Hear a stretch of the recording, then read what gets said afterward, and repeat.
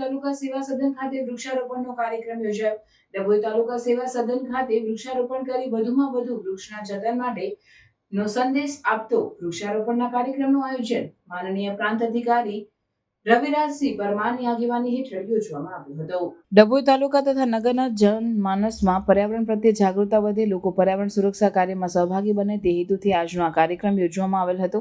માનવીની જીવન વ્યવસ્થામાં સુધારો આવે, સાથે પર્યાવરણના સામેના ખતરાઓમાં ઘટાડો થાય. પર્યાવરણ જાળવણીથી જ ભરપૂર વરસાદ, વનરાજીની લીલીછમ ચાદર, શુદ્ધ હવા, પ્રલયકારી પૂરનું નિયંત્રણ, ભૂગર્ભ જળ તળની યોગ્ય સપાટીની જાળવણી, પશુધનને યોગ્ય માત્રામાં ઘાસચારો, રોજગારીની ઉપલબ્ધિ, પ્રાકૃતિક તત્વોની જાળવણી કરી શકાય.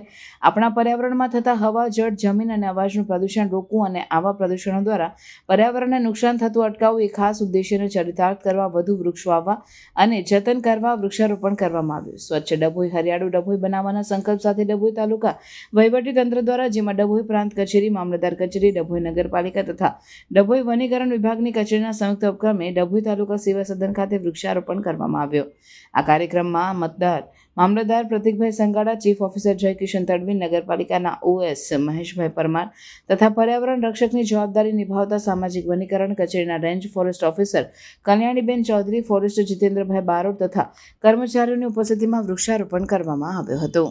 આજરોજ ડભોઈ તાલુકા સેવા સદન ખાતે તાલુકા કક્ષાનો એક વૃક્ષારોપણ કાર્યક્રમનું આયોજન કરવામાં આવ્યું હતું, જેમાં માનનીય પ્રાંત સાહેબ, CO સાહેબ નગરપાલિકા તથા મામલતદાર કચેરીના તમામ સ્ટાફ દ્વારા કચેરીના પ્રાંગણમાં જ વૃક્ષારોપણનું આયોજન કરવામાં આવ્યું અને વૃક્ષારોપણ કરવામાં આવ્યું છે, જેનું જતન કરીને જે આખું સેવા સદનનું પ્રાંગણ છે તે સારી રીતે સચવાય અને જળવાય તેના માટે પ્રયત્ન કરવામાં આવશે.